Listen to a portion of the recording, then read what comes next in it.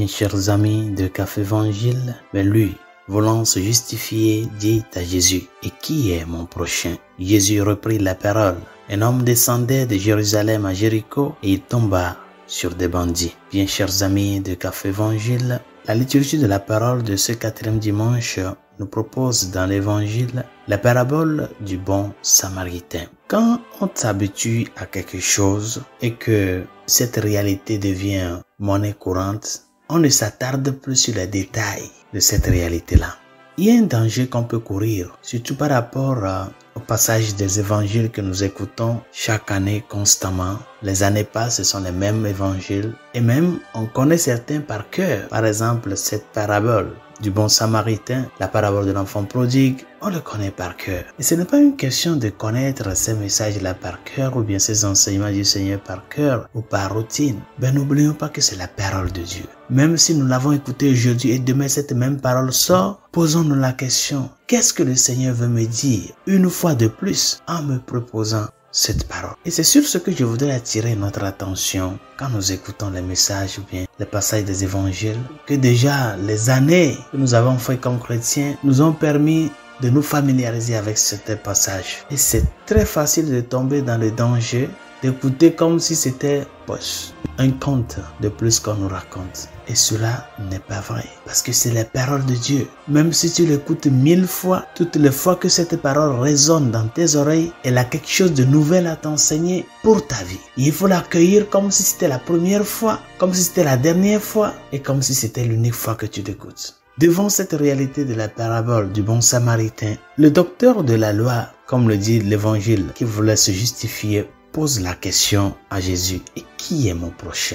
Et qui est mon prochain? C'est-à-dire, qui mérite d'être appelé mon prochain? Vous voyez? Qui mérite que je lui offre mon amour de proximité? Jusqu'où l'obligation d'aimer le prochain doit me pousser? Quelle est la limite? C'est comme la même question que Saint Pierre a posée au Seigneur. Combien de fois je dois pardonner mon frère?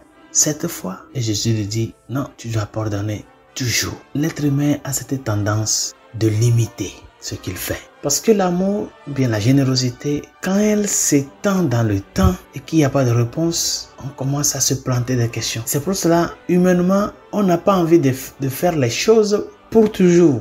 On veut mettre des limites. Jusqu'à quand? Jusqu'à quel point? Mais le Seigneur vient nous dire 2 choses comme réponse à cette question-là que l'a posée le docteur de la loi et que beaucoup d'entre nous, au jour le jour, nous nous plantons d'une manière et d'une autre. Qui est mon prochain? Et quand on veut rentrer dans ce fond-là, nous savons que la question primordiale, c'est la question de l'amour. C'est la question de l'amour. Il y a 2 notes que le Seigneur met en exergue dans l'évangile de ce jour pour manifester, pour montrer l'unicité et la particularité de cet amour du prochain. La première note, c'est la proximité. Elle est très importante, mes chers amis. On ne peut pas prétendre aimer quelqu'un à distance. C'est impossible. L'amour implique une proximité réelle et physique, du moins du point de vue de cet amour vers le prochain, humain et physique, la proximité. La deuxième note, c'est que dans cette proximité, il faut se préoccuper pour la personne. Parce que le prochain, ce n'est pas quelqu'un que j'ai choisi, mais c'est quelqu'un que Dieu a choisi et qui m'a donné. C'est quelqu'un que Dieu a mis sur mon chemin.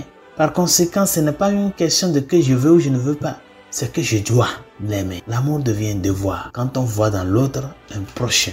Un devoir qui doit être vécu dans la sincérité, dans la disponibilité, dans la joie. Par conséquent, cette deuxième note de l'amour de proximité, c'est ça, se préoccuper pour la personne en besoin. Se préoccuper pour la personne. Le Samaritain, à un moment donné, pour donner la place à cette personne-là qui souffrait. Il s'est éclipsé totalement. Bien sûr qu'il allait quelque part. Bien sûr qu'il faisait ce voyage pour une raison. Peut-être il allait au travail.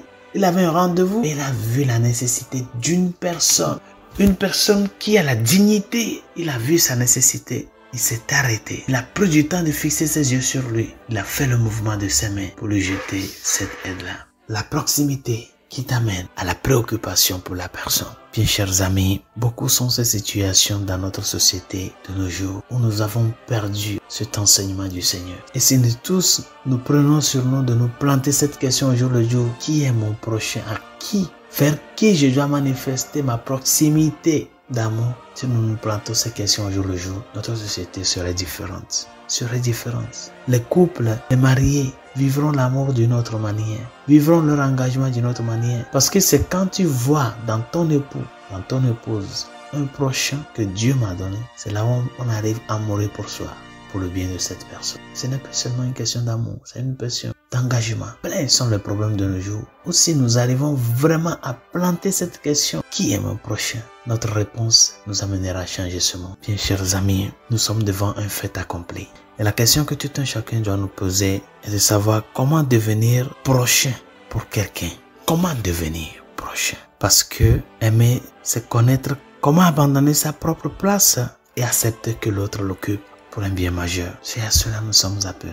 De faire de notre vie une préoccupation d'être le prochain pour celui qui passe à mes côtés. Et c'est pour cela le Seigneur l'a bel et bien dit à ce docteur de la loi à la fin de l'évangile. Ce que ce bon samaritain a fait là, va toi aussi et fais-le. C'est ça la route pour ce qu'est la vie. Bonne journée.